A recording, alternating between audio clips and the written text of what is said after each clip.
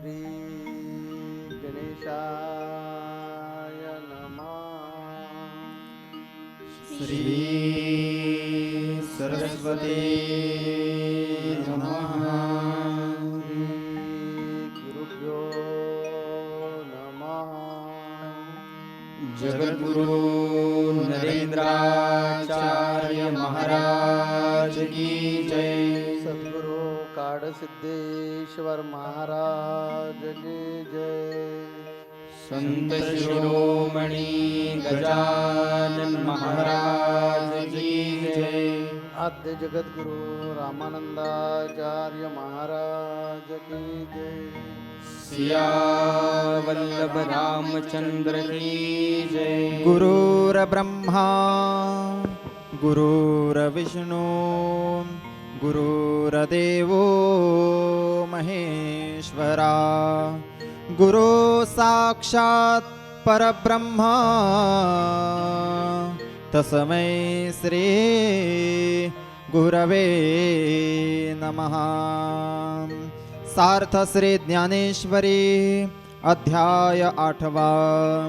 श्रीराम मग अर्जुने म्हणितले, हा होजी अवधारिले, जे म्या पुसिले ते निरूपिजो, सांगा कवणते ब्रह्मा कायसया नाम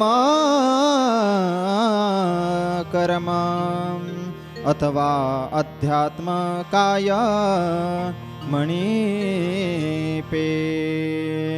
अधेभूता ते कैसे एथ आदिदैवते कवण असे, हे उघड मी परियेसे ऐसे बोला। देवा अधियज्ञ तो काई कवण पाइये देही, हे अनुमानासी काही दिठी न भरे। आणि नियता अंतःकरणी तू जाणी जसी देह प्रयाणी, ते कैसेनी हे शारंग पाणी परिसवा माते। देखा धवदारे चिंतामणीचा जरे पहुडला, होय दैवाचा तरी ओसणंताही बोलू तयाचा, सोपुन वचे पुंडलेक वरदे। हरी विठ्ठल श्री ज्ञानदेव पंढरीनाथ महाराज की जय। जगद्गुरु नरेंद्राचार्य महाराज की जय। अनंत श्री विभूषित जगतगुरु रामानंदाचार्य श्री स्वामी नरेंद्राचार्य जी के पावन चरणों में वंदन। परम पूज्य कानिफनाथ जी को नमन।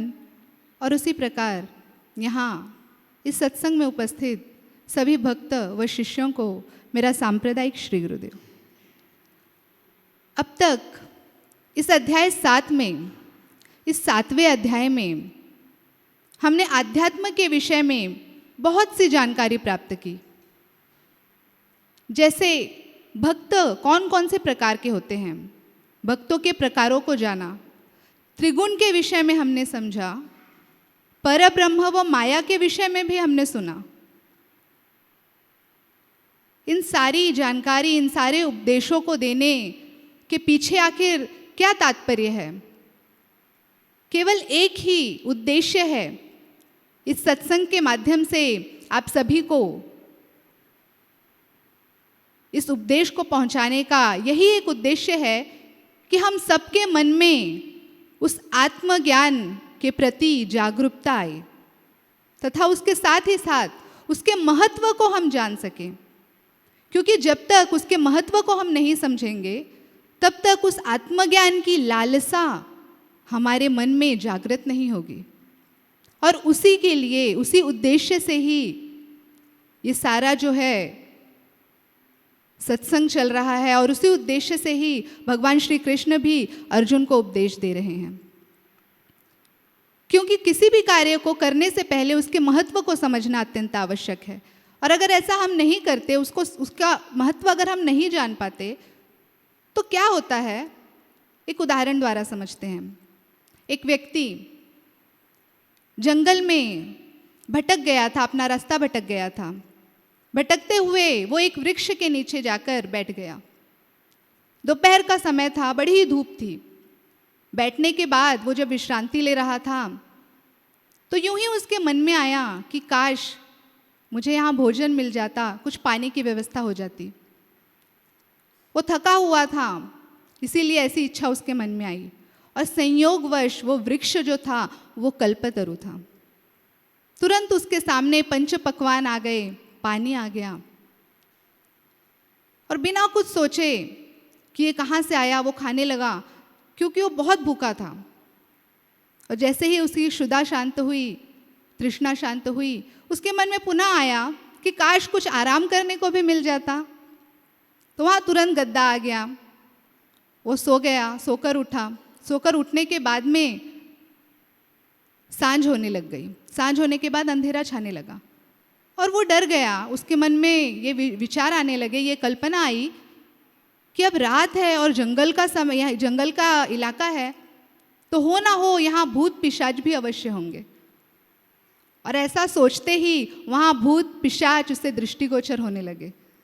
सारे भूत पिशाच उसे दिखने लगे, नाच रहे हैं सबके सब, और वो अत्यंत भयभीत हो गया।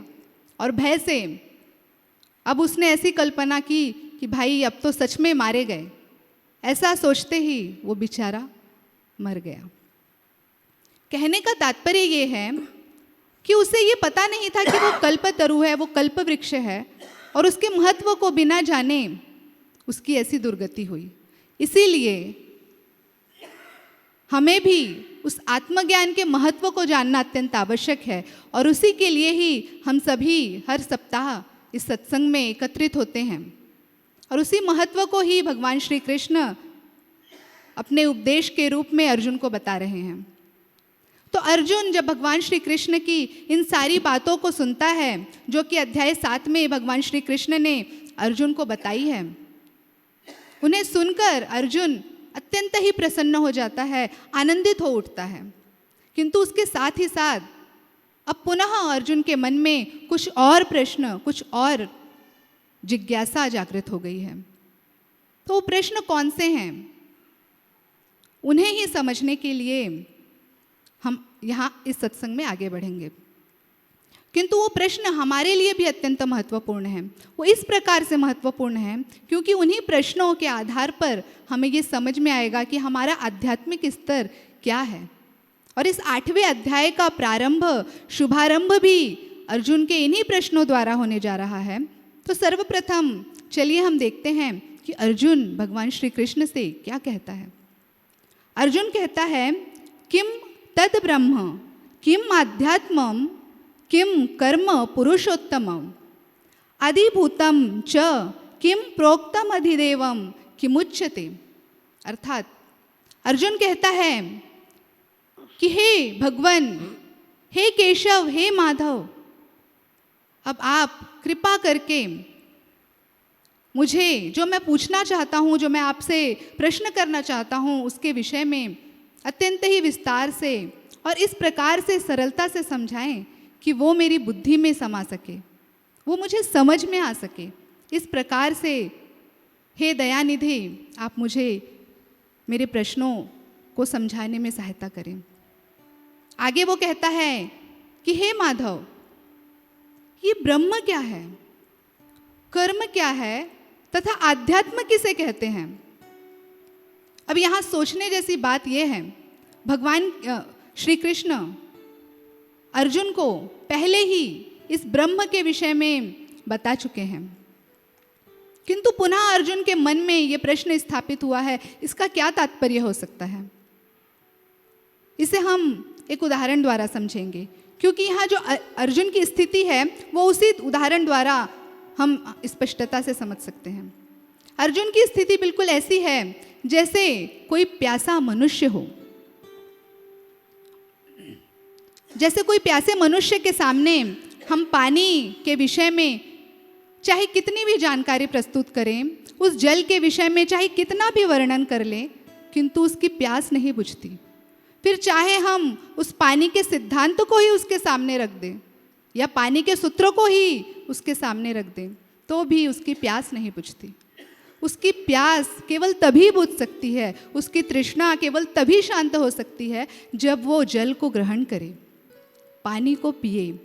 ठीक उसी प्रकार से यहाँ पर भी अर्जुन की स्थिति ऐसी है कि उसे अब उस आत्मज्ञान रूपी जल की तृष्णा जागृत हो गई है और अब उसका जो चित्त है वो केवल उपदेशों से शांत नहीं हो रहा, वो व्याकुल हो गया है। उसके मन में ये लालसा उत्पन्न हो गई है कि किस प्रकार से उस ब्रह्म को जाना जाए, किस प्रकार से अब उस ब्रह्म से एक रूप हुआ जाए।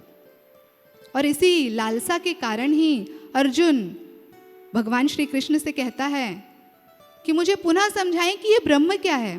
उसे और भी सूक्ष्मता से अर्जुन जानना चाहता है, उससे एकाकार होना चाहता है। आगे अर्जुन कहता है कि अधिदेव और अधिभूत क्या है, इसके विषय में भी आप मुझे विस्तार से समझाएं, इसका आप मुझे निरूपण करके बताएं।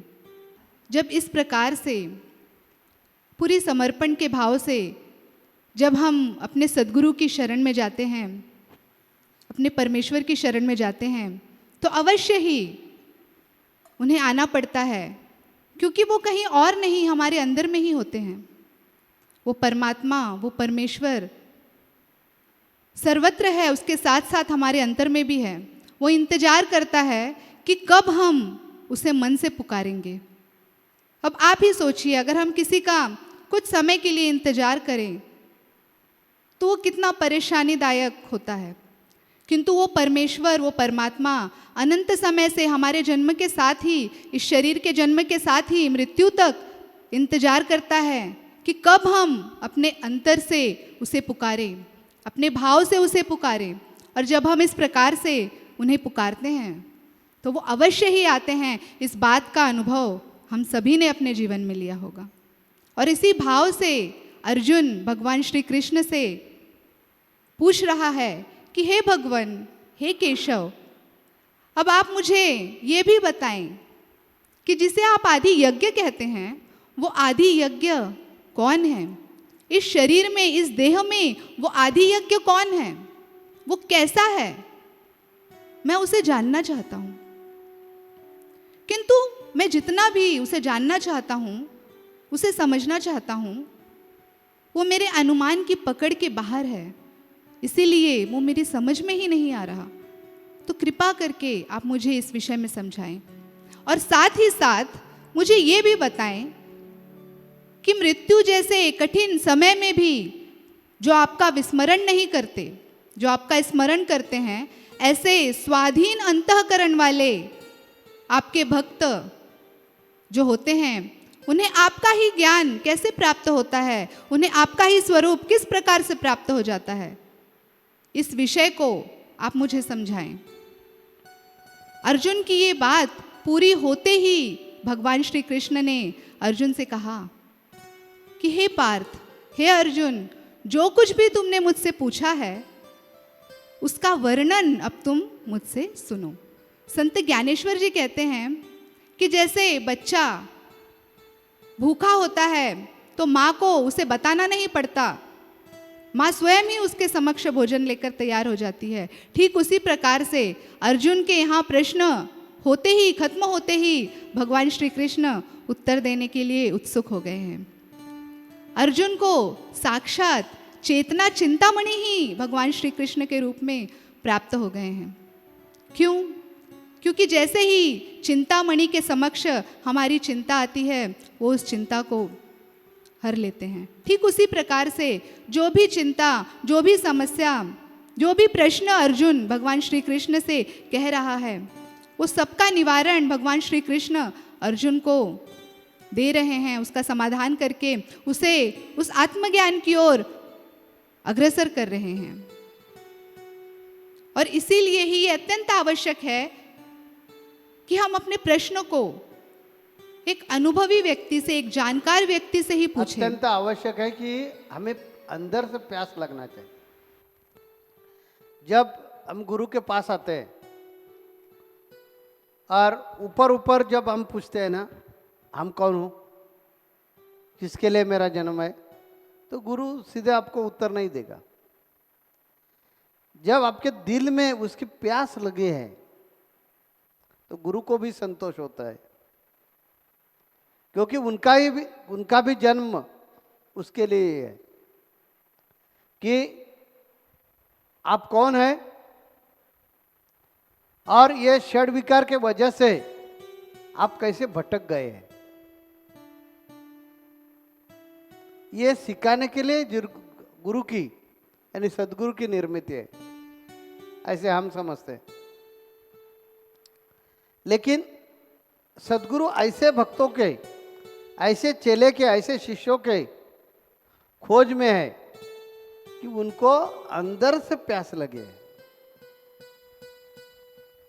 कि मुझे ये समझना आवश्यक है कि ये सदगुरु हमें ये समझाइए अध्यात्म क्या है, आदि यज्ञ क्या है। आदि यज्ञ करने वाला इस शरीर में कहाँ रहता है। ऐसी जब हमें प्यास लगेगी तब सदगुरु को संतोष हो जाता है, सदगुरु को आनंद मिलता है। पिछले सत्संग में हमने सुना था कि मनोज जी ने प्रवचन में बताया था कि एक चेला होने के लिए गुरु के पास आते और मुझे दीक्षा दे दो, अनुग्रह दे दो, तो वो महाराज बोलते हैं कि ठीक है आपको दीक्षा मिलेगी, लेकिन मेरा जरा पूजा पाठ का कर्म है वो खत्म हो गया कि आपको देते। तो मुझे पूजा के लिए पानी लाने का है, इसी कारण हम गंगा पे जा रहे हैं, आप हमारे साथ आते हैं तो चलिए। ऐसे बोलकर वो गुरु महाराज वो जो चेला बनना चाहता है उनको लेकर जाते और गंगा मैया के पास पहुँचे तो एक बर्तन से पानी भरकर एक पिंप में भर देते यानी डालते हैं। वो पिंप को नीचे कुछ ही नहीं था, तल ही नहीं था, तो भी वो भरते हैं, फिर निकालते हैं बादली से, फिर भरते हैं। ऐसा उनका दिन काम चल रहा है। वो जो चेला बनने के लिए आ गया है वो थक गया और बोले क्या आदमी है क्या, ये पिंप को तल ही नहीं है और ये सर पानी लाता है और उसमें डालते हैं, पानी कैसे रहेगा, इनको इतना भी नहीं समझता और कैसे आदमी के पास हम आ गए। ऐसे मन में खुद को दोष लगाकर वो वहां से निकल जाता है। शाम में उनके मन में आता है कि ये मुझे समझा कि उनको तल नहीं है तो भी पानी कैसे रहेगा, तो उनको नहीं समझा क्या, उनके भी समझ में आया होगा, लेकिन उसमें कुछ जरूर छुपा हुआ है।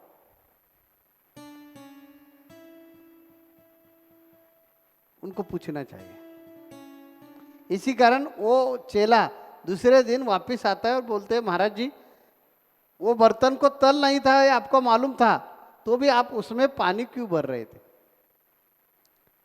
तो महाराज जी ने क्या बोला, बोले कि अभी आप दीक्षा लेने के लिए लायक हो गए हैं,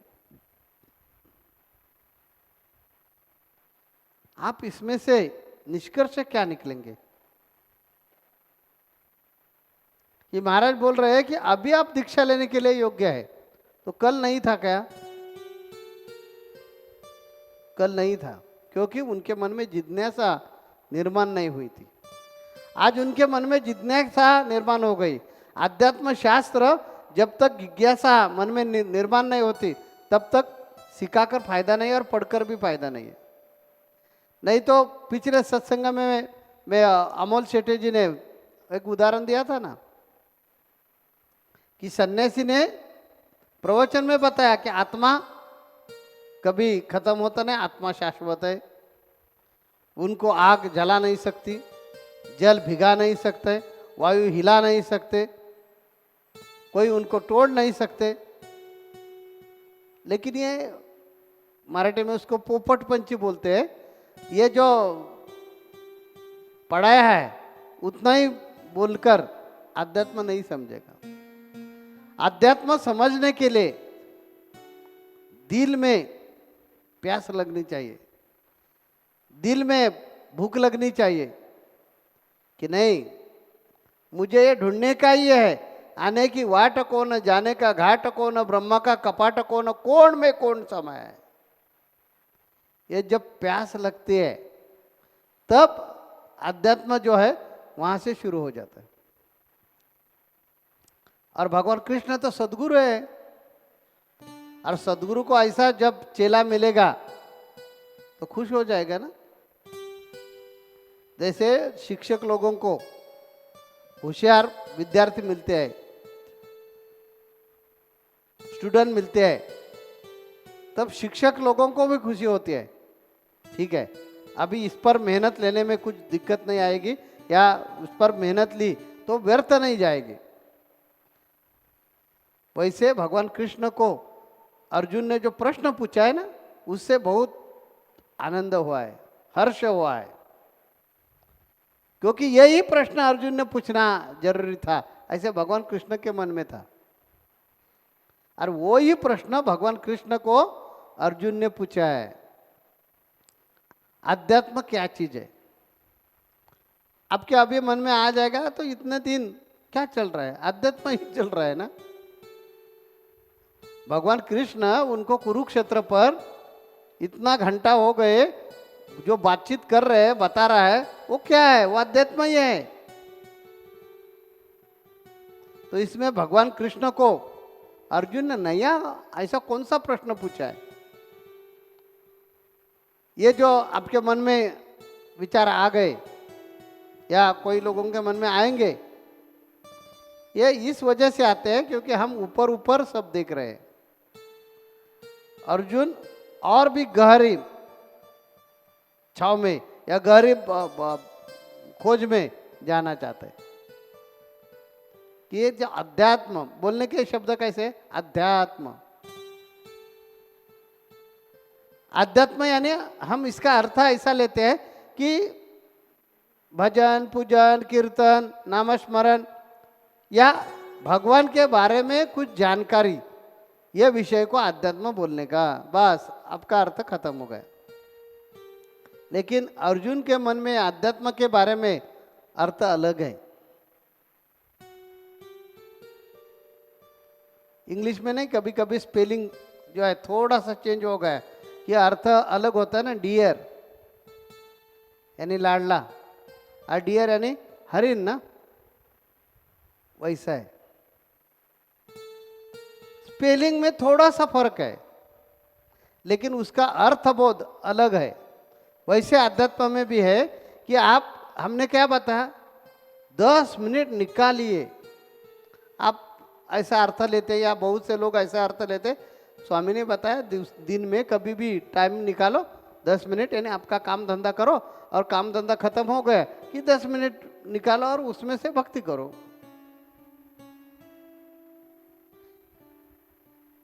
वो अर्थ नहीं मुझे अपेक्षित, मेरा अर्थ अलग है कि पूरे दिन में कभी भी आदमी, पूरे दिन में किसके लिए, आदमी को यानी इंसान को मरने तक टाइम ही नहीं है।